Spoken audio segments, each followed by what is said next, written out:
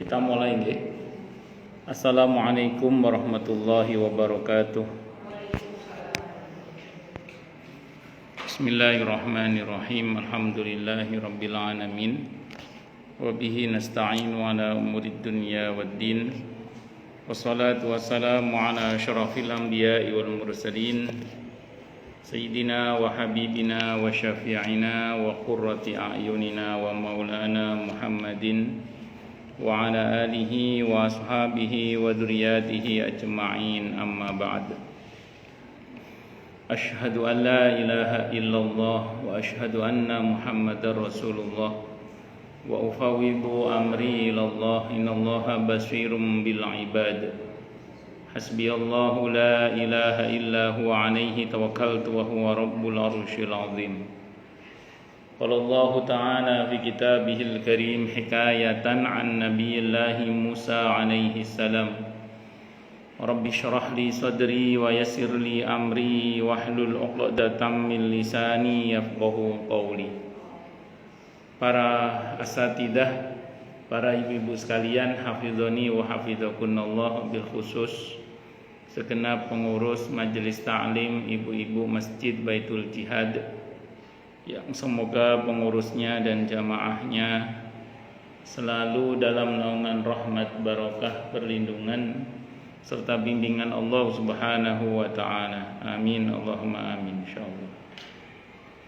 Dan tentu saya doakan semoga kemuliaan ibu-ibu sekalian selalu dijaga dan ditingkatkan terus oleh Allah Subhanahu wa taala sebagai seorang muslimah, sebagai seorang istri, sebagai seorang ibu, dunia hingga syurga. Amin, Allahumma amin, insyaallah.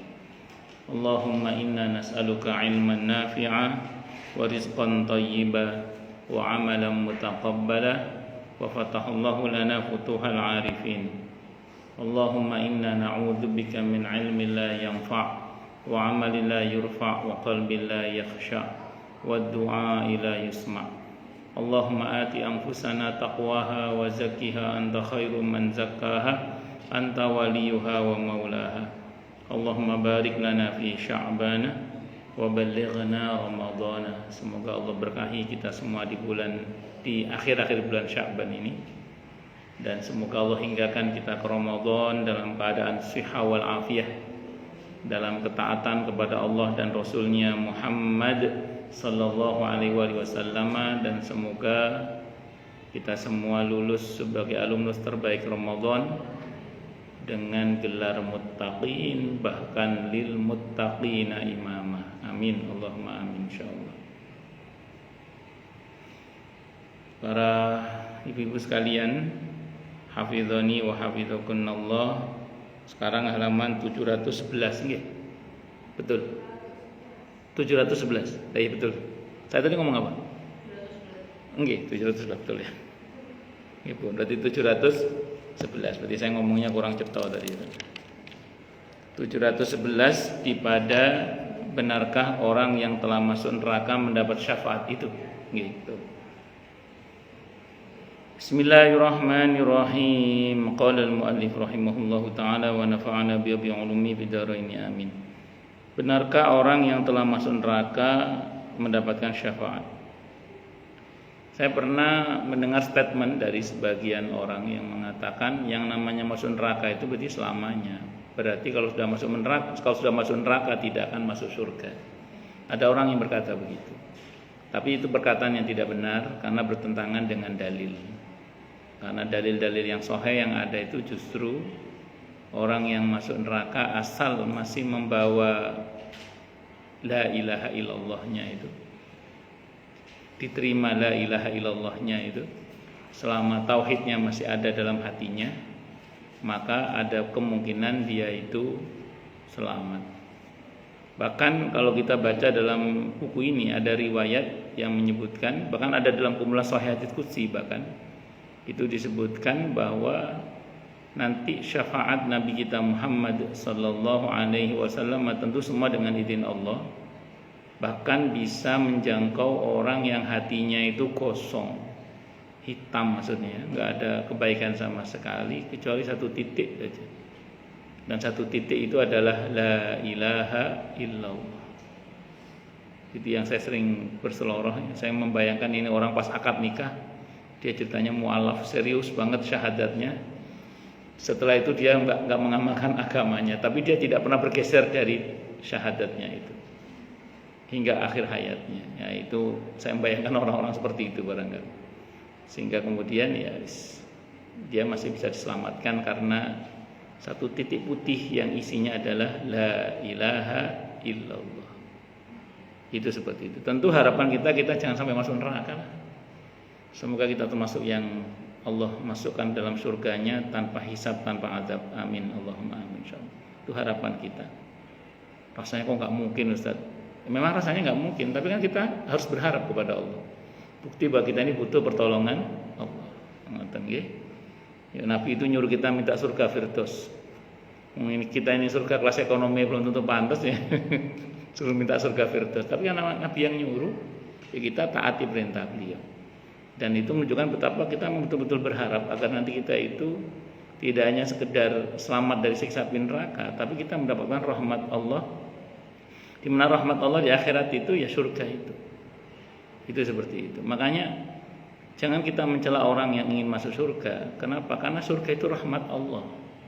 Surga itu rahmat Allah. Dulu itu ada seorang ulama, ditegur oleh ulama lain. Ulama ini mengatakan gini, "Dak, saya enggak tertarik masuk surga, saya Allah aja. Saya enggak tertarik sama bidadari, saya Allah aja." Kata ulama yang lain, "Loh, yang ngiming-ngimingi sampean masuk surga itu Allah. Yang ngiming-ngimingi sampean masuk surga itu siapa? Allah.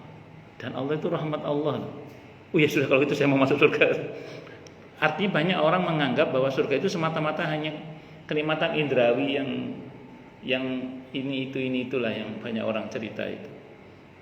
Tapi tidak. Lebih dari itu, hakikatnya surga itu adalah rahmat Allah. Siapa yang nggak mau dirahmati oleh Allah?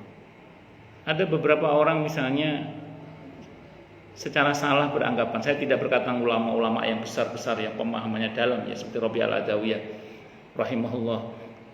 Beliau orang-orang yang pemahamannya bagus lah. Nah, ini maksudnya orang-orang awam ya, atau orang-orang yang maaf setengah jadi lah istilahnya gitu. Itu yang secara gegabah mengatakan, kenapa takut sama neraka? Enggak usah takut sama neraka. Loh, neraka itu bukan semata-mata soal fisik, tempat disiksanya manusia, tempat disiksanya orang-orang yang durhaka.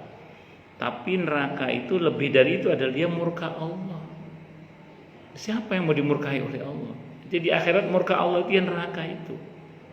Ya makanya hati-hati kita ini jangan sampai salah beranggapan hanya semata-mata soal siksaan fisik yang api yang panas, salju yang sangat dingin, ratapan yang luar biasa. Tidak hanya semata-mata itu murka Allah. Dan kita tahu ketika Nabi kita Muhammad SAW saat di Taif, pada saat ditolak dakwahnya itu, apa kata beliau kepada Allah? Aukamakal illam takun alayya ghadiban fala ubali. Asal engkau tidak marah padaku ya Allah, pun kula mboten peduli. Saya tidak peduli. Terserah panjenengan ya Allah mau berbuat apa saja ke saya, asal jangan marah sama saya. Jadi para kekasih-kekasih Allah itu sangat takut kalau Allah itu marah pada dia. Nah, saya ulang, murka Allah di akhirat itu neraka itu. Jadi neraka itu yang lebih mengerikan lagi bukan mata-mata soal fisiknya yang menyeramkan. Lebih dari itu, neraka itu adalah murka Allah. Bisa dipahami ya? Nah, itu intinya itu. Itu intinya itu. Allahu Akbar. Barangkali ada yang bertanya, monggo Bu Yayu, monggo. Waalaikumsalam warahmatullahi wabarakatuh. Monggo. Silakan. Nggih, monggo. Perasaan lama enggak kelihatan Bu ya? Apa saya Oh, nggih. Barangkali ada orang bertanya, mana mungkin orang sudah masuk neraka mendapat syafaat, padahal Allah Ta'ala berfirman pada ayat-ayat berikut di surah Ali Imran ayat 192, innaka man tudkhilin nar faqad akhzaitah. Sesungguhnya barang siapa engkau masukkan ke dalam neraka, maka sungguhnya telah engkau hinakan dia. Terus ada lagi di firman Allah surah Al-Anbiya ayat 28, wa la yashfa'una illa liman irtadha. Dan mereka tidak memberi syafaat melainkan kepada orang-orang yang diridhai Allah. Dan juga di surah An-Najm ayat 26 yang artinya, dan berapa banyak malaikat di langit, syafaat mereka sedikit pun tidak berguna kecuali sesudah Allah mengizinkan untuk diberikan kepada orang yang dikehendaki dan diridhoinya. Dan orang yang diridhoi Allah pasti takkan dia hinakan, sebagaimana dia firmankan di surah At-Tahrim ayat 8 yang artinya, pada hari ketika Allah menghinakan Nabi dan orang-orang yang beriman bersama dengan dia, sedang cahaya mereka memancar di hadapan dan di sebelah kanan mereka. Ini kata dihinakan maksudnya saat itu semuanya nggak berdaya gitu ya. Bukan dihinakan dalam arti dihina dalam pengertian terhina, bukan, tapi dihinakan dalam pengertian saat itu semua tidak berdaya. Sebenarnya gini ya, ini saya ngomong Nabi kita Muhammad sallallahu alaihi wasallam. Ini sebagai bukti bahwa kita ini nggak boleh berharap kepada selain Allah, berharap hanya kepada Allah. Dan supaya nabinya juga tidak dituhankan juga sih. Pernah ada satu kejadian yang mungkin ibu-ibu kenal dengan istilah hadisul ifki, berita bohong tentang Siti Aisyah radhiyallahu anha yang beliau difitnah itu. Kita tahu kalau ibu baca dalam Sababun Nuzul surah An-Nur awal-awal itu, atau kalau ibu baca dalam hadis Bukhari atau Sirah Nabawiyah tentang kejadian itu, bagaimana kemudian Siti Aisyah radhiyallahu anha ini masif sekali difitnah oleh orang-orang munafik, ditambah dengan orang-orang Yahudi yang juga ikut-ikutan pada saat itu. Singkat cerita, saking dahsyatnya fitnah itu, bahkan ayahnya yang notabene tokoh besar, Abu Bakar As-Siddiq radhiyallahu anhu, tokoh yang sangat dimuliakan dan diperhitungkan di kaumnya, bahkan suaminya yang notabene Nabi dan Rasul yang kemuliaannya nggak diragukan itu bahkan tidak sanggup membela putrinya. Abu Bakar tidak sanggup membela putrinya, bahkan Nabi kita Muhammad sallallahu alaihi wasallam itu tidak sanggup membela istrinya. Sehingga masyhur dalam sirah itu, apa kata Siti Aisyah radhiyallahu anha? Kalau kalian, Abu Bakar dan Rasulullah Muhammad SAW ya maksudnya, tidak bisa membela saya, berarti Allah langsung yang akan membela saya. Jadi kalau kalian tidak bisa membela saya, berarti Allah langsung yang akan membela saya. Itu keyakinannya Siti Aisyah radhiyallahu anha. Itu yang menjadi perkataan Imam Syafi'i kemudian. Apa kata Imam Syafi'i? Beliau mengatakan, kalau kalian tidak mendapati di permukaan bumi ini seorang pun yang bisa menolong kalian, maka yakinlah bahwa Allah langsung yang akan menolong kalian. Itu kata Imam Syafi'i. Itu kiranya mengambil dari perkataan Siti Aisyah radhiyallahu anha. Saya ulang ya, kiranya kalian tidak mendapati seorang pun di muka bumi ini yang menolong kalian, percayalah bahwa Allah langsung yang akan menolong kalian. Itu husnudzon kita kepada Allah. Di samping memang kita harusnya berharap hanya kepada Allah, bersandar hanya kepada Allah, bertawakal ya hanya kepada Allah. Nah, betul Allah bela Siti Aisyah radhiyallahu anha. Allah turunkan surah An-Nur itu yang membersihkan nama beliau secara langsung, sehingga kemudian semua menjadi baik-baik saja. Tapi kalau untuk levelnya kita ngomong kayak gitu itu harus dicocokkan dengan amal kita gitu. Jadi harus dicocokkan dengan amal kita. Sambil contoh gini misalnya, ini contoh aja misalnya.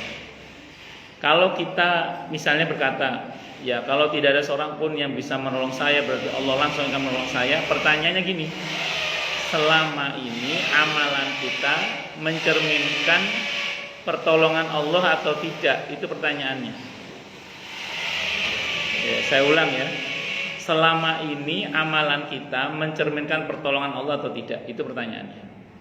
Kan tadi kita pede mengatakan kalau tidak ada seorang pun yang menolong saya di muka bumi ini, berarti Allah langsung yang akan menolong saya. Pertanyaannya untuk kita adalah, selama ini amalan kita mencocoki patut mendapat pertolongan Allah atau tidak? Itu pertanyaannya. Kalau amalan kita selama ini insya Allah mencerminkan patutnya kita mendapat pertolongan Allah, insya Allah kita akan dapat pertolongan Allah secara langsung.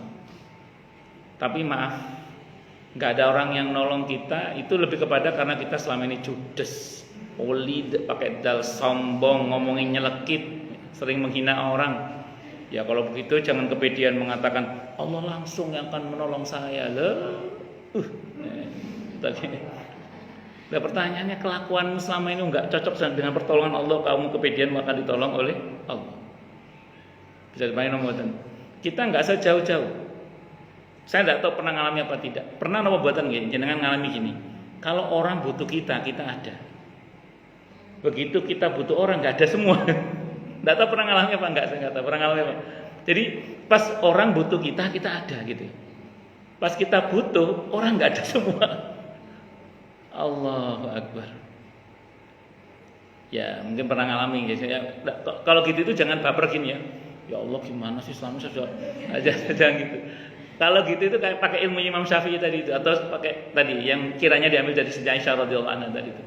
Begitu kita butuh orang, kok nggak ada orang yang bisa membantu kita, padahal selama ini kita insya Allah selalu berusaha membantu orang lain. Langsung baik sangka aja sama Allah, berarti Allah langsung yang mau bantu saya. Udah gitu aja, baik sangka aja, berarti Allah langsung yang akan membantu saya. Mbuh ya apa caranya? Itu husnudzon kita seperti itu. Bisa dipahami ya? Nah, karena prinsipnya tidak ada yang bisa memberikan pertolongan kecuali dengan izin Allah. Man dzalladzi yashfa'u 'indahu illa bi'idznih. Bon, lanjut.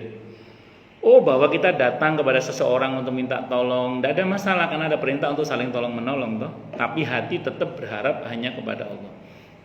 Barangkali gini ya, kalau kita bicara tartibnya ya, kalau kita bicara tartib secara etikot itu gini. Suatu saat misalnya saya pernah mengalami satu kondisi di mana angel golek dalan keluar itu rada angel tenanan nih. Terus saya kan punya prinsip kalau udah mulai overthinking itu saya marahi diri saya sendiri. Kan gini-gini.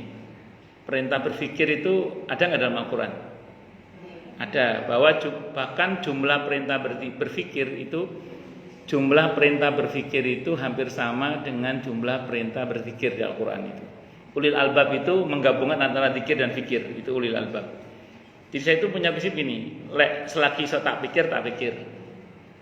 Gak kena tak pikir, kan udah mulai stres itu, udah mulai pusing gitu. Itu saya marahi diri saya sendiri itu. Ngapain kamu stres? Ngapain kamu pusing? Ngapain kamu udah mulai overthinking? Ngapain? Udah serahkan sama Allah. Kayak yang ngatur hidup kamu itu kamu aja. Wong yang ngatur hidup kamu itu loh Allah. Wong pensiunnya masih 2 tahun lagi, pusingnya dari sekarang. Udah serahkan dia semua pada Allah misalnya. Serahkan semuanya pada Allah. Udah totalitas kita serahkan sama Allah itu. Saya serahkan sama Allah. Wa ufawwidu amri. Aneka kalimat tawakal saya baca semua pokoknya. Bukti penyerahan saya lahir batin kepada Allah. Lahir batin mendarah daging, lahir batin sama Allah. Wa ufawwidu amri ilallah innallaha basyirum bil ibad. Hasbiyallahu la ilaha illa huwa alaihi tawakkaltu wa huwa rabbul arsyil azim. Innama ashku basi wa huzni ilallah. Hasbiyallahu la ilaha illa huwa alaihi tawakkaltu wa huwa rabbul arsyil azim. Dan kalimat-kalimat tawakal di Al-Qur'an itu. Udah saya, ya Allah pun kalau serahkan sedanten semuanya kepada panjenengan ya Allah. Semuanya berserah padamu ya Allah. Semuanya. Terus saya ngomong gini, besok saya mau menemui hambamu yang ini ya Allah ya. Nah, bukan karena berharap sama dia ya Allah, tapi mentaati perintahmu untuk berusaha. Saya akan mendatangi hambamu ini tidak berharap sama dia ya Allah, tapi karena mentaati perintahmu untuk berusaha, yaitu datang kepada ahlinya kan. Fas'alu ahla dzikri in kuntum la ta'lamun. An-Nahl ayat 43 itu, datanglah kamu kepada ahlinya kalau kamu tidak tahu. Nah, saya besok mau datangi dia ya Allah. Tidak berharap sama dia tapi berharap hanya kepadamu ya Allah. Saya datang sama dia semata-mata karena mentaati perintahmu untuk berusaha. Ya, alhamdulillah, masya Allah, qadarullah, kok ada solusi dengan izin Allah subhanahu. Tapi hati tetap tawajuhnya sama Allah, nggak sama makhluk ini, nggak sama Allah. Selama proses berjalan Allah terus Allah terus. Jangan terkesan dengan suasana, Allah terus. Proses tetap dijalani, semuanya kembalikan pada Allah. Itu seperti itu. Makanya saya pribadi kalau ada orang yang mengatakan begini, udah jalani aja nggak usah dipikir, itu saya sering bilang ya, saya nggak setuju. Kenapa? Karena perintah berpikir itu ada dalam Al-Quran, bahkan jumlahnya hampir sama dengan jumlah perintah berzikir itu dalam Al-Quran. Tapi kalau orang ngomong gini saya setuju, udah jalani aja nggak usah pusing, itu saya setuju. Kenapa? Karena perintah pusing tidak ada dalam Al-Quran. Nah, itu gitu. Bisa dipahami ya. Jadi perintah pusing itu tidak ada dalam Al-Quran. Makanya saya kalau pusing saya tidak mau. Itu seperti itu. Kalau mikir tak pikir, selagi bisa dipikir lagi. Tapi kalau udah mulai overthinking stop. Serahkan sama Allah udah. Serahkan sama Allah. Serahkan sama Allah sudah. Itu. Allah Akbar. Oh, lanjut. Maka kita jawab bahwa pendapat seperti itu adalah madhab ahlul wa'id, golongan yang suka mengancam orang, atau Mu'tazilah yang sesat dari jalan Allah dan menyimpang dari kebenaran. Yang dikatakan tadi, namanya orang masuk neraka nggak akan masuk surga lagi, udah. Itu pendapatnya orang-orang Mu'tazilah atau orang yang senang nakut-nakuti orang gitu. Bismillah, izin minum dulu nih.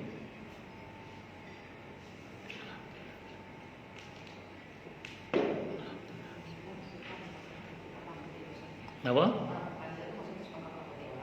Oke, bagus. Saya mau terangkan dulu. Ahlul Wa'id dan atau Mu'tazilah itu kelompok yang berbeda sebenarnya. Begini. Kalau Ahlul Wa'id itu, Ibu pernah tahu nggak ada orang yang kalau ceramah di mana-mana itu nakut-nakuti aja. Padahal Quran itu kan ada basyirnya, ada berita gembiranya, ada nadirnya, betul ya? Ada seimbang Islam itu. Cuman ada orang tertentu itu kalau kita ngaji sama dia bawaannya takut aja. Ada orang yang model begitu itu ada. Nah, Islam itu harusnya seimbang penyampaiannya. Kalaupun kita beritahukan tentang maaf ya, hal yang menakutkan, itu harus disertai dengan pemberitahuan. Tapi ini ada pintu taubat, ini ada pintu kasih sayang Allah. Itu begitu. Saya nggak tahu pernah nggak Ibu ngaji sama seseorang, pokoknya kalau ngaji sama dia itu serem aja bawaannya misalnya. Oke, ada yang model begitu. Itu namanya ahlul wa'id namanya. Ahlul wa'id. Kan ada wa'dun, ada wa'id. Kalau wa'id itu ancaman, kalau wa'dun itu janji. Iya, ada wa'id, ada wa'dun. Kalau wa'dun itu janji, kalau wa'id itu ancaman. Jadi memang ada orang itu kalau ngajar itu, kalau ngaji itu serem itu ada. Saya punya saudara. Saudara saya itu punya teman. Temannya saudara saya itu seorang doktor. Itu kalau ceramah medeni, menurut cerita saudara saya, ceramah apa? Medeni. Tapi mulai disentak bojone goblok dadak ya. Dan kira itu kata saudara saya. Lah pidato medeni, mulai disentak bojone goblok dadak. Pulang dimarahi sama istrinya langsung bodoh mendadak gitu. Ibu orang mana nggak ngerti bahasa Jawa? Oh, Padang. Yang belakang juga sama orang Padang juga, Riau. Oh, Riau. Bu Ici. Kalau Bu Ici Surabaya. Lanjut. Singkat kata singkat cerita, kalau Mu'tazilah itu kelompok yang tidak percaya dengan takdir. Itu Mu'tazilah. Mu'tazilah itu gini, Bu. Mu'tazilah itu kelompok rasionalis. Kalau ada teks Quran bertentangan dengan rasionalnya, dengan akalnya, dengan pemikirannya, yang diamandemen Qurannya, Bu, itu Mu'tazilah. Itu Mu'tazilah. Jadi kalau ada teks Quran nggak cocok sama pikirannya, itu yang diamandemen Qurannya. Paham? Itu Mu'tazilah. Ada nggak kelompok kayak gitu sekarang ini? Ada lah, banyak. Bisa nggak sebut tapi ada. Gitu. Jadi dianggap, oh ini sudah kadaluarsa ayatnya, ini harus amandemen, ini apa macam. Ya, ada model itu Mu'tazilah. Dari dulu sudah ada dari dulu itu namanya. Dan satu lagi ciri khas Mu'tazilah itu, yaitu dia tidak percaya takdir. Rukun imannya cuma 5, yang ke-6 dieliminir sama dia. Coret yang ke-6. Dia nggak percaya pada takdir. Orang Mu'tazilah itu meyakini Allah hanya menciptakan kita, setelah itu Allah nggak ikut, Allah cuma liatin aja. Makanya begitu Bu Eka masuk pengajian, Allah kaget, loh Eka kok masuk, dengarin. Itu Allah nggak ikut-ikut. Itu keyakinan Mu'tazilah. Tapi Allah Maha Tahu. Kalau Mu'tazilah meyakini Allah Maha Tahu, tapi Allah nggak ikut-ikut. Kalau embrionya Mu'tazilah namanya Qadariyah, itu malah Allah baru tahu sesuatu itu terjadi setelah itu terjadi. Itu lebih parah lagi itu. Kalau Mu'tazilah, enggak, Allah Maha Tahu, cuman Allah nggak ikut-ikut aja. Jadi yang menentukan nasib kita itu kita sendiri, bukan Allah. Allah cuma ngeliatin aja. Paham? Orang baik itu pilihannya dia jahat pilihan dia. Ya, Allah nggak ikut-ikut. Nanti dia masuk neraka urusan dia, masuk surga urusan dia. Allah nggak ikut-ikut. itu Mu'tazilah. Mereka enggak percaya takdir. Nah, dulu di masanya orang-orang Mu'tazilah itu sombongnya pol-polan. Karena dia merasa ini karena saya. Semua karena kita yang menentukan, bukan Allah. Itu mereka. Jadi kalau ngomong soal takdir itu udah jangan ngomong takdir, kita aja dan itu. Nah, beda sama ahlu sunnah. Ahlu sunnah itu meyakini semuanya sudah Allah takdirkan, tapi kita diperintah untuk berusaha. Kita diperintah untuk berdoa, kita diperintah untuk bertawakal. Tahu kenapa? Karena sebetapapun semuanya sudah Allah takdirkan di Lauhul Mahfuz sana. Tapi ingat, ini keyakinan kita ya.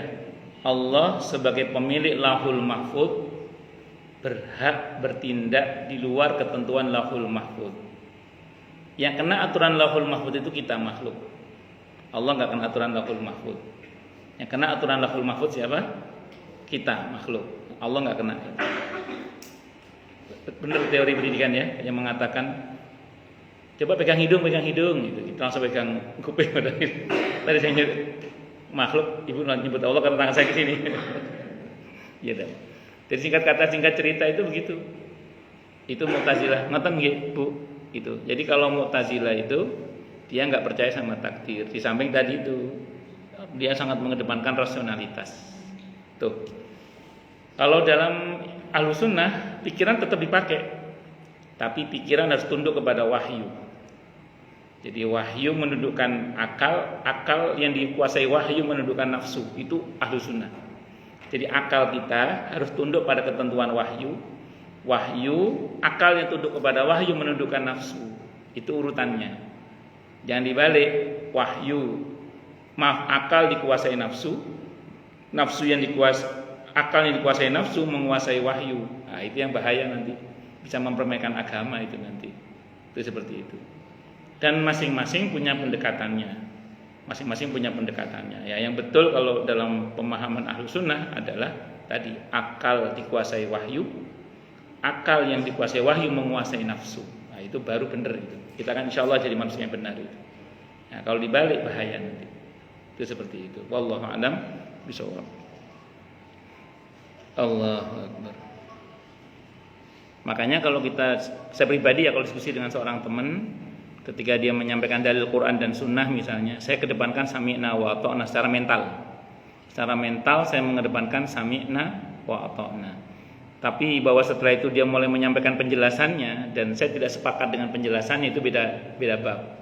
Jadi yang penting kalau ada Quran atau Sunnah disampaikan, oke, kita sami'na wa ata'na. Tapi ketika dia mulai menjelaskan, di situ kadang kita terjadi perbedaan karena kadang mungkin ada beda penafsiran, mungkin juga ada beda fikih hadisnya, atau pendapat yang kita pegang mungkin berbeda. Itu seperti itu. Makanya belakangan ini saya nggak tahu ya kenapa beberapa jamaah nanyanya mulai aneh-aneh gitu. Di antaranya gini misalnya, Ustaz, teman saya itu nggak puasa Senin Kamis sekarang. Kenapa, Bu? Karena ada seorang ustadz yang mengatakan hadisnya dhaif katanya. Loh, selama ini kita semua memahami ini pentingnya kita belajar dari dasar ya. Saya bilang ke beliau begini, yang kalau itu Bu nggak cuman puasa Senin Kamis, banyak amalan-amalan yang sahih menurut para ulama, tapi ada saja ulama yang mendhaifkan, itu biasa, saya bilang gitu. Ya, sambil contoh misalnya, itu jenengan yang biasa baca surah Al-Kahfi tiap malam Jumat misalnya, itu kan dhaif riwayatnya. Tapi oleh ulama-ulama terdahulu kan dikatakan hadisnya memang dhaif, tapi jalur riwayatannya kan banyak sehingga menjadi hasan li ghairihi.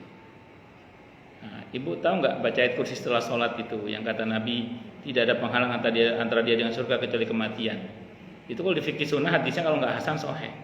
Tapi ada yang menganggap itu hadis palsu loh, bukan cuma dhaif, palsu, coba bayangkan. Ada begitu itu. Atau sebaliknya, ada seseorang yang mengatakan bahwa Nabi dan para sahabatnya adalah satu kaum yang tidak makan kecuali lapar dan sekalinya makan dan sampai kenyang. Itu ada yang ngomong itu bahkan di dalam daftar hadis palsu pun tidak ada misalnya. Maka kita jawab ada dalam satu riwayat, tapi itu memang bukan perkataan Nabi. Itu perkataan para dokter yang menjadi hadiah dari Raja Mesir untuk Nabi kita Muhammad SAW. Itu dikutip oleh Imam Suyuti itu seingat saya. Yang pernah saya baca Imam Suyuti yang mengutip. Jadi gini seingat saya, wallahu a'lam bishawab ya. Nabi itu pernah mendapat hadiah. Pertama Maria Qibtiyah itu radhiyallahu anha, terus dapat hadiah juga dari para raja Mesir. Dari raja Mesir itu dokter untuk merawat kesehatan Nabi kita Muhammad SAW. Rupanya dokter ini nganggur gitu loh. Nabi nggak pernah sakit Nabi itu. Secara internal tubuh beliau itu sangat sehat. Kalaupun pernah sakit kan faktor eksternal kan. Terus akhirnya oleh Nabi dan para sahabat disuruh pulang. Wis sampean mulai dok, nggak kanggu di gini, nggak kepake kan, suruh pulang aja. Pulang kan, sampai di Mesir oleh raja Mesir ditanya, lo kok mulai, kok pulang? Ya, habisnya nggak pernah sakit ya Rasulullah, ya raja gitu. Apa rahasia hidupnya Nabi Muhammad SAW kok nggak pernah sakit itu? Nah, dokter itu menyimpulkan, bukan sabda Nabi itu. Mereka itu satu kaum, Nabi dan para sahabat satu kaum yang tidak makan kecuali lapar dan sudah berhenti makan sebelum kenyang. Itu bukan sabda Nabi sebenarnya, itu perkataan dokter menceritakan kenapa rahasia Nabi kok sehat gitu. Itu seperti itu. Pun dan macam-macam lah ya. Yang tadi ya, adapun mazhab Ahlus Sunnah yang menggabungkan antara Al-Qur'an dan As-Sunnah menyimpulkan bahwa syafaat itu bermanfaat bagi orang mukmin mana saja meskipun dia berdosa, sehingga akhirnya tidak tertinggal satupun dari mereka melainkan masuk surga. Untuk menjawab salah pengertian mengenai ayat yang pertama ialah apa yang pernah dikatakan oleh Anas bin Malik radhiyallahu anhu, bahwa maksud dari sesungguhnya yang artinya sesungguhnya barang siapa yang kau masukkan ke dalam neraka maka sungguh telah engkau hinakan dia. Yang dihinakan di sini adalah mereka tinggal dalam neraka buat selama-lamanya. Qatadah rahimahullah mengatakan bahwa kata tudkhil engkau memasukkan pengertiannya adalah kebalikannya, tukhlid, engkau mengekalkannya. Jadi jangan kamu katakan seperti perkataan kaum Haruriyah itu. Dan dengan demikian firman Allah yang artinya maka sungguh telah engkau hinakan dia, maksudnya ialah dihinakan di pintunya berupa kebinasaan, yakni engkau hinasakan atau jauhkan dan murkai dia. Dan pendapat ini pula lain dikatakan oleh Sa'id bin Musayyib rahimahullah, karena ayat ini sebenarnya ditujukan khusus kepada orang-orang yang takkan keluar dari neraka. Dan dalilnya ialah firman Allah Ta'ala di akhir ayat di surah Ali Imran ayat 152 itu, wa malidz zalimina min ansor, dan bagi orang-orang yang zalim tidak ada penolong pun, tidak ada seorang penolong pun. Zalim itu bisa berarti orang musyrik. Maksud orang-orang zalim sini ialah orang-orang kafir atau orang-orang musyrik ya.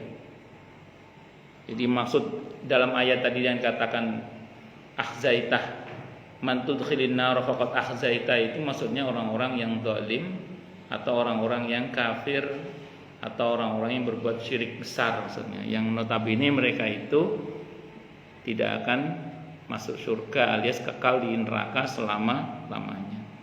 Dan lagi pula begini ya. Kan saya mungkin pernah sampaikan di sini bahwa kata khalid dengan kata baqa itu beda. Khalid itu artinya kekal karena dikekalkan oleh Allah. Jadi kata Khalid itu artinya kekal karena dikekalkan oleh Allah, itu Khalid. Berarti kalau Allah sudah mencabut kekekalannya, bisa enggak? Bisa. Sehingga bisa diartikan kata Khalid itu ada yang mengartikan maksudnya lama di neraka itu. Ya, sehingga masih mungkin orang-orang yang ada imannya walaupun dia sudah lama di neraka, itu masih kemungkinan masih bisa selamat. Walaupun saya ulang, kita berdoa kepada Allah semoga Allah selamatkan kita dari siksa api neraka ini, dan semoga Allah masukkan kita ke dalam surganya tanpa hisab, tanpa adab. Amin Allahumma amin insyaallah. Kita kalau bahas ayat-ayat tentang rahmat, kita berharap rahmat. Kalau kita bahas ayat tentang adab, kita berlindung kepada Allah dari adab itu ya. Itu seperti itu. Jangan sampai gini, kalau kita bahas ayat tentang rahmat, kegeeran sambil tepuk dada. Saya masuk. Itu namanya ujub, bangga diri. Begitu ngomong ayat soal adab, ingat teman kita. Nah, dia masuk. Jangan begitu. Tapi kita berharap, begitu bicara ayat rahmat, kita berharap kepada Allah rahmat itu. Begitu bicara tentang ayat adab, Kita berlindung kepada Allah dari azab itu.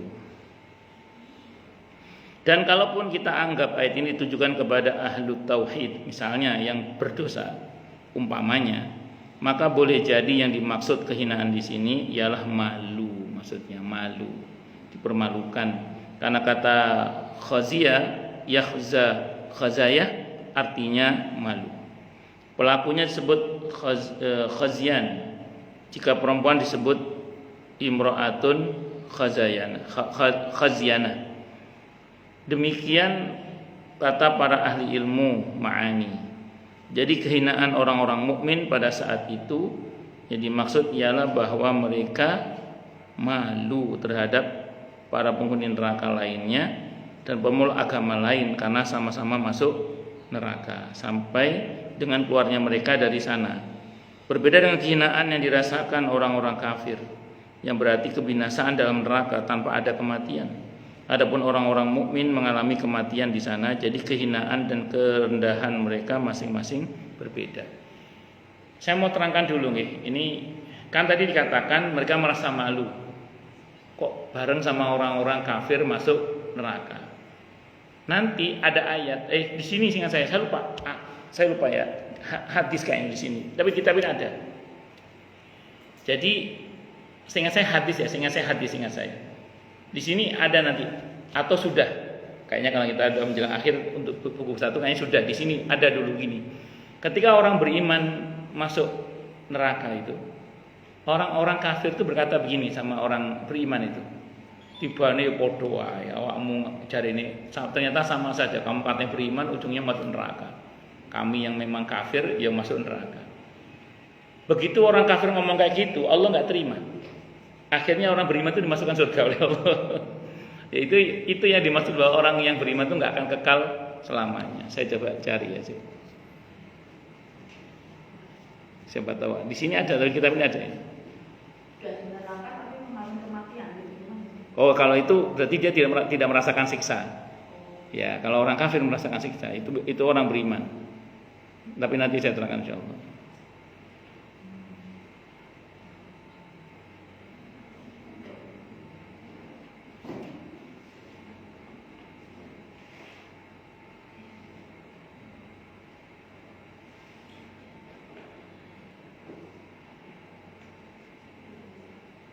Sebentar ya.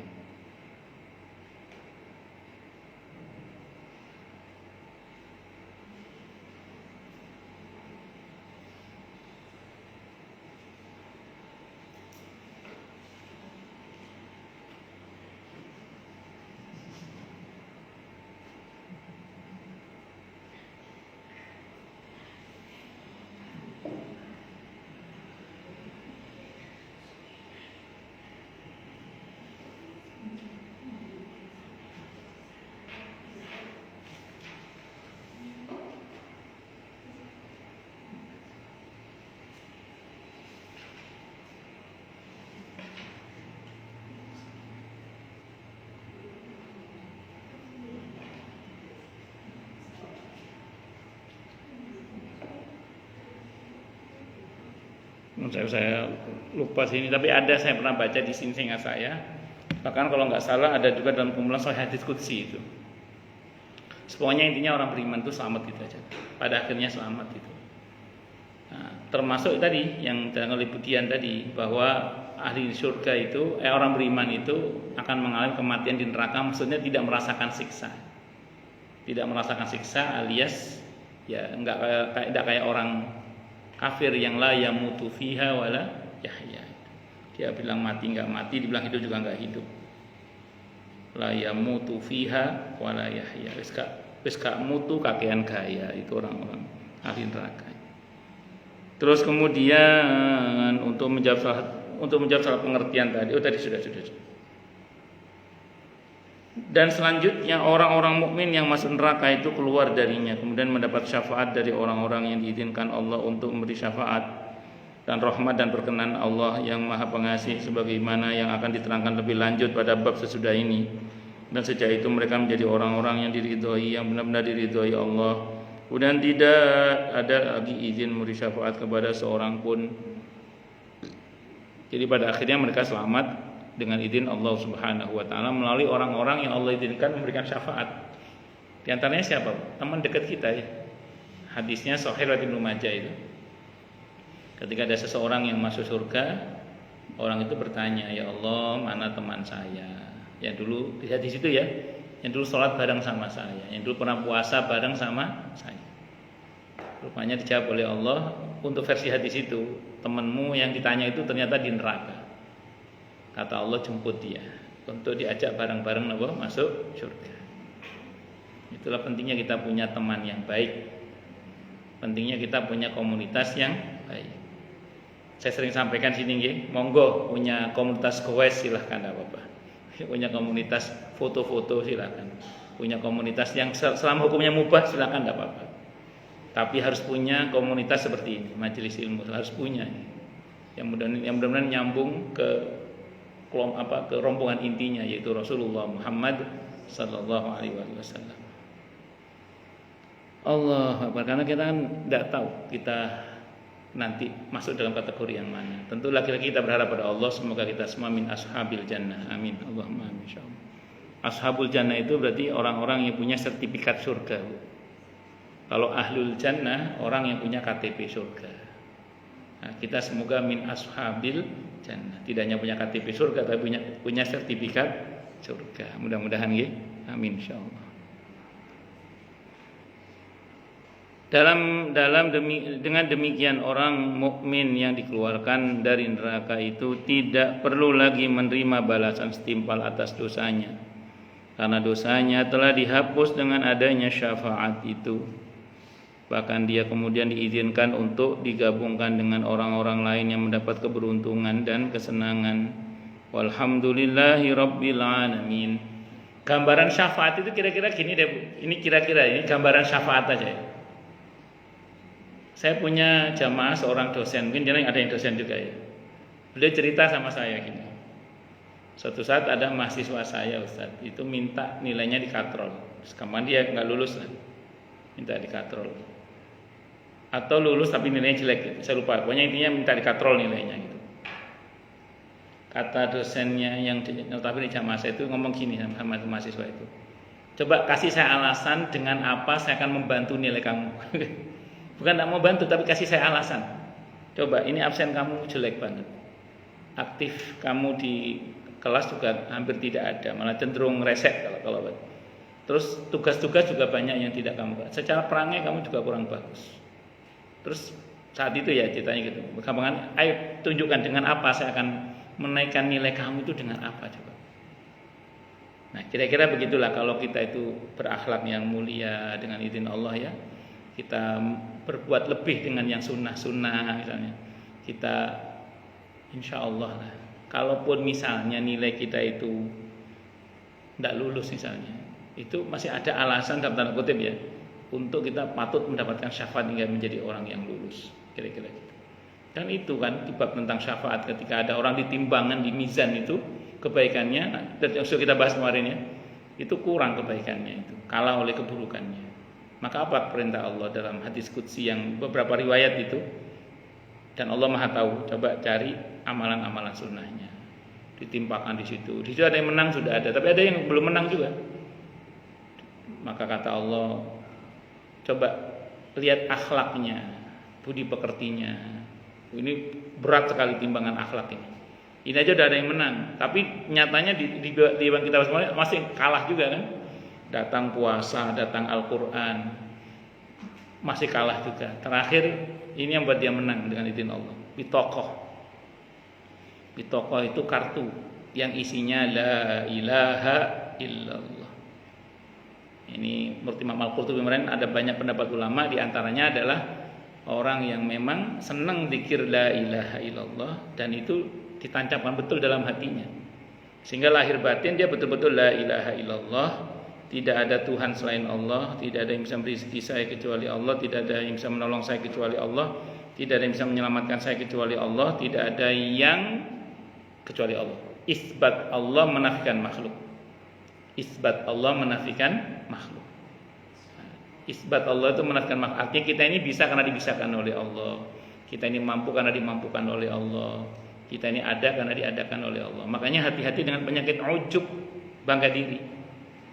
Hati-hati dengan penyakit ujub, bangga diri. Hari-hari ini atau belakangan-belakangan ini saya membaca di beberapa media sosial itu status sebagian orang yang mengatakan, terima kasih wahai diriku, engkau hebat, engkau luar biasa. Ada gitu ya, engkau hebat, engkau luar biasa. Itu kalau dalam konsep Islam itu ujub, tidak boleh itu. Tidak boleh itu. Tidak boleh itu ujub. Karena kan bangga diri. Yang betul bagaimana? Ini yang betul dalam Islam. Alhamdulillah ya Allah, telah Engkau jadikan hari ini hamba kuat menjalaninya. Alhamdulillah ya Allah, telah Engkau kuatkan diri hamba. Alhamdulillah ya Allah, telah Engkau hebatkan diri hamba. Sehingga yang ada bukan tepuk dada, tapi mengakui anugerah Allah dalam bentuk kita diberi kekuatan. Akhirnya apa yang terjadi? Syukur, alhamdulillah. Bukan terima kasih diriku, engkau hebat, engkau itu tanpa sadar itu ujub sebenarnya itu.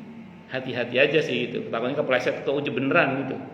Oke, mungkin sebagai kita niatnya nggak ujub, hanya untuk membesarkan diri, membesarkan hati saja, menguatkan hati saja. Tapi alangkah lebih baiknya kalau kita menggunakan redaksi tadi itu. Pengakuannya kepada Allah. Alhamdulillah ya Allah, masya Allah telah Engkau jadikan diri ini kuat. Alhamdulillah masya Allah ya Allah, terima kasih Engkau jadikan diri ini mampu menjalani kehidupan. Alhamdulillah masya Allah, terima kasih ya Allah. Nah, itu jadi lebih pada bersyukur akhirnya, bukan ujub. Itu seperti itu. Bisa dipahami ya? Nah, ini kita ini semua belajar, yang ngomong juga masih belajar. Saya mencermati aja sih loh, ini ibu kok statusnya pada gini semua. Statusnya. Terima kasih diriku gitu, terima kasih diriku. Dalam bentuk reels gitu.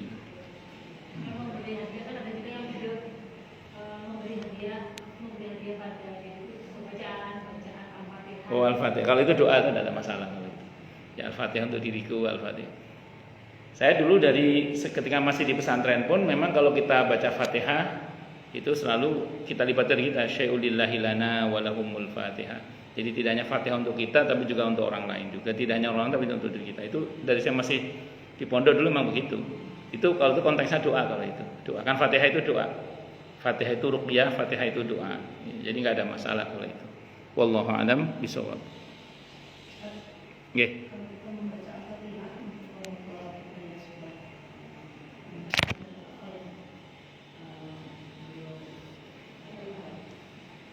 Apa yang? Oh, baik. Kalau di kitab ini disebutkan tentang orang-orang yang kita bacakan doa termasuk Al-Fatihah atau Al-Qur'an, itu dia mendapatkan kiriman rahmat dalam bentuk cahaya. Karena kan mereka tidak makan sebagaimana kita makan. Saya belum pernah baca orang di barzah itu makan kecuali para syuhada. Tapi mereka sangat membutuhkan doa kita melebihi butuhnya dia kepada makan dan minum sewaktu masih hidup. Itu statement para ulama. Kalau kita merujuk pada dalil yang ada, kecuali syuhada aja yang makan. Nah, singkat kata singkat cerita, doa itu akan diterima sebagai cahaya. Dan kita tahu kubur itu gelap. Dan itu akan menjadi terang dengan doa. Di antaranya disampaikan amal soleh mereka itu dengan doa orang-orang yang masih hidup. Dan kalau untuk Al-Fatihah saya kira tidak ada pertentangan ya. Pertama karena Nabi melakukan sholat jenazah pakai Fatihah tidak. Oke, berarti nggak ada masalah. Satu. Yang kedua, Fatihah itu Nabi yang menyebutnya dengan nama As-Shalah. Ibu kalau buka dalam tafsir Ibnu Katsir itu ada hadis qudsi di bab pertama Al-Fatihah itu Nabi menamai Al-Fatihah itu dengan As-Shalah. Sholat itu apa artinya? Ad-du'a. Nah, ulama sepakat doa sampai. Jadi kalau kita baca Fatihah untuk mayit, saya termasuk berpendapat sampai. Kenapa? Karena dia as-sholah. Dua. Yang ketiga, Imam At-Tirmidzi dalam buku ini berdalil kepada sebuah hadis riwayat At-Tirmidzi di mana Nabi bersabda, "Qamakal, barang siapa yang disibukkan dengan membaca Al-Qur'an sampai lupa meminta, maka Allah akan berikan kepadanya yang lebih baik daripada apa yang diminta oleh orang yang meminta." Nah, sehingga Imam Al-Qurtubi mengatakan, ini pendapat beliau, ini fikih hadis beliau, kalau doa saja Allah terima untuk saudara sesama iman, apalagi Al-Quran yang statusnya lebih tinggi daripada doa. Itu maka akan sangat mungkin orang yang dibacakan Al-Quran itu mendapatkan lebih baik daripada kalau kita sekedar mendoakannya. Itu kata Imam Al-Qurtubi dalam memahami hadis itu, riwayat At-Tirmidzi itu. Walaupun hadis itu ada oh itu hadis dhaif. Kita jawab dhaif menurut siapa? Dan sahih juga atau hasan menurut siapa? Dan kalau kita bicara dalam masalah fadilah amal dalam mazhab Syafi'i tetap dipakai selama tidak bertentangan dengan yang sahih dan selama tidak masalah halal haram. Itu yang saya tahu. Wallahu a'lam bishawab. Ngoten nggih Bu Ici? Nggih. Nggih, monggo. Bagus.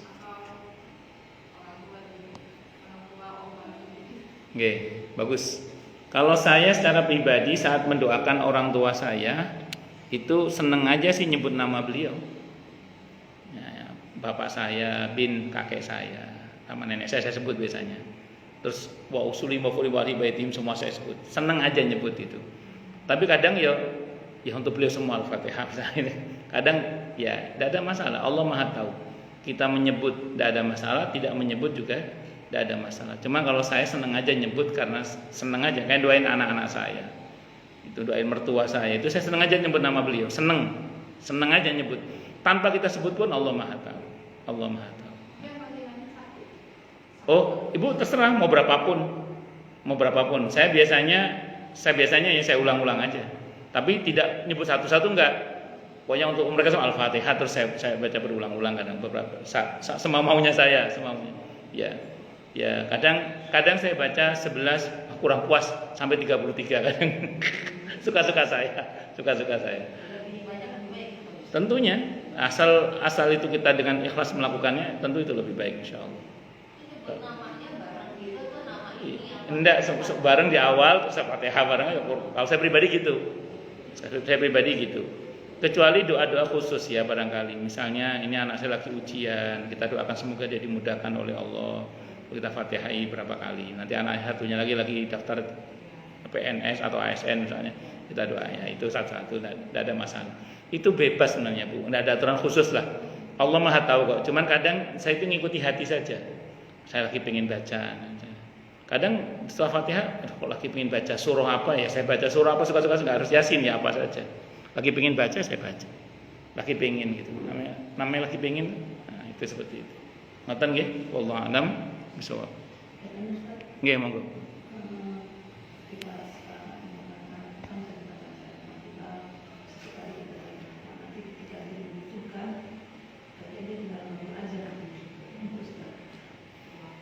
Baik, kalau kita selama ini sudah mendoakan anak kita gitu ya.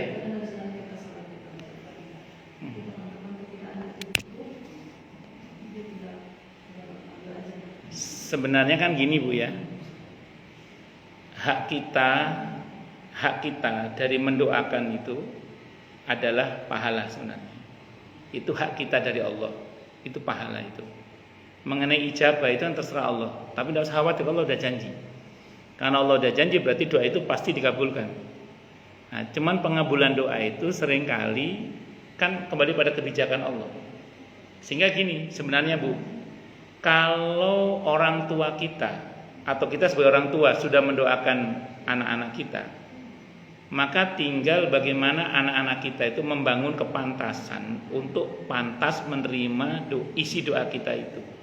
Sama dengan kita semua. Orang-orang tua kita sudah pernah merintih berdoa kepada Allah untuk kebaikan kita. Pertanyaannya sekarang adalah, kan kita yakin doa itu pasti dikabulkan? Tidak mungkin tidak. Nabi mengatakan doanya orang tua kepada anak kayak doanya Nabi kepada umatnya. Sudah pasti dikabulkan, itu nggak mungkin tidak. Pertanyaannya, kita pantas nggak menerima doa orang tua kita itu? Maka bagaimana tugas kita sekarang berusaha memantaskan diri untuk mendapatkan doa itu. Itu aja. Makanya kalau kita mendoakan banyak-banyak anak kita dalam kebaikan tentunya, itu udah usah khawatir, paling kan anak kita punya stok tabungan yang banyak insya Allah, dan mudah-mudahan itu cukup sebagai bekal untuk mereka selamat tidak hanya dunia tapi juga akhirat. Makanya Ibu kalau perhatikan dalam Al-Quran itu doa untuk anak itu contohnya sampai banyak loh itu. Saking pentingnya mendoakan anak. Mulai dari Rabbi habli minas sholihin, itu Quran langsung. Kalau di hadis beda bab ya. Di Quran saja yang notabene Allah langsung yang mengajarkan kepada Nabinya Muhammad SAW, itu doa untuk anak itu nggak tanggung-tanggung. Rabbi habli minas solihin, Rabbi ij'alni muqimas sholati wa min dzurriyyati, Rabbi habli min ladunka dzurriyyatan thayyibah innaka sami'ud du'a, Rabbana hab lana min azwajina wa dzurriyyatina qurrata a'yun waj'alna lil muttaqina imama. Rabbi askantu, dan seterusnya itu, apalagi terus Rabbi ij'alni muslim, Rabbi ij'alni, ya, dan seterusnya. Banyak sekali. Termasuk mensyukuri adanya anak itu saking pentingnya sampai diberikan oleh Allah dalam Al-Qur'an. Alhamdulillahilladzi wahaba li al-kibari Ismaila wa Ishaq inna rabbi lasami'ud du'a. Itu tugas kita orang tua semua itu. Kenapa kita kok mesti mendoakan anak-anak kita? Sederhananya begini, kita nggak mungkin mantau mereka 21 kali 24 jam full, nggak mungkin. Kita nggak mungkin. Dan kalaupun kita lakukan, anak kita pasti nggak suka kan?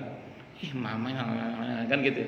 Tapi kalau kita melibatkan Allah, itulah yang penting, karena memang Allah lah yang maha mengendalikan hati dan pikiran anak-anak kita.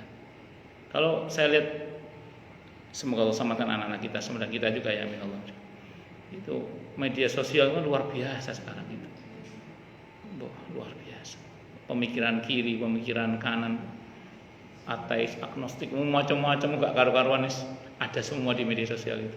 Itu kalau bukan karena Allah yang menyelamatkan hati anak-anak kita, gak bisa. Makanya harus terus dikawal.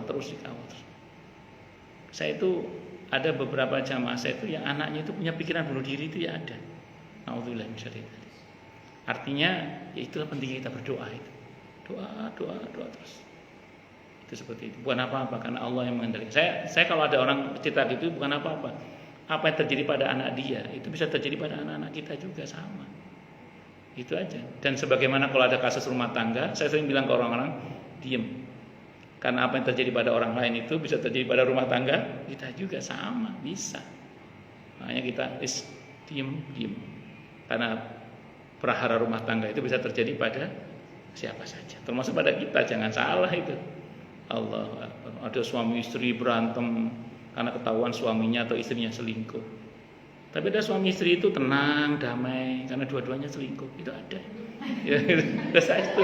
Lah itu ada begitu. Naudzubillah min syarri dzalik. Adapun firman Allah Taala,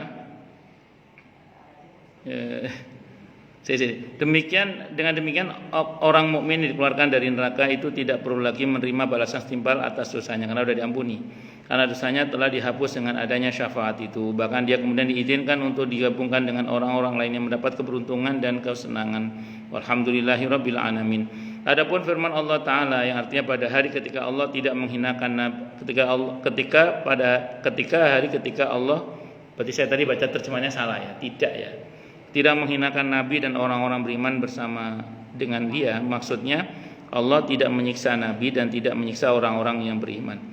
Dan kalaupun Allah menyiksa orang mukmin yang berdoa dan mematikan mereka dalam neraka, namun pada akhirnya mereka akan dikeluarkan dari sana dengan mendapat syafaat dan rahmatnya, sebagaimana akan diterangkan lebih lanjut pada bab sesudah ini. Wallahu a'lam bishawab. Baik, silakan yang mau tanya, protes, marah boleh, semua saya tutup. Kenapa?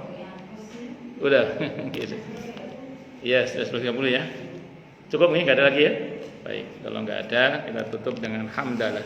Alhamdulillahirabbil alamin. Semoga kajian kita bisa bermanfaat, mubarakah di dini wa dunya wal akhirah untuk kita, keluarga kita dan seluruh umat Islam semuanya, dan mudah-mudahan kita semua dijadikan oleh Allah sebagai orang-orang yang sukses dunia akhirat, selamat dunia akhirat, bahagia dunia akhirat, dan dipermudah setiap urusan kita oleh Allah di dini wa dunya wal akhirah. Semoga Allah limpahkan hidayah selalu untuk kita, semoga Allah tingkatkan selalu hidayah untuk kita, dan semoga Allah berikan hidayah untuk siapapun yang melihat kita. Subhanakallahumma bihamdika asyhadu an la ilaha illa anta astaghfiruka wa atubu ilaik. Sallallahu alaihi Muhammad wa ala alihi washabihi wasallam. Saya mohon maaf. Assalamualaikum warahmatullahi wabarakatuh.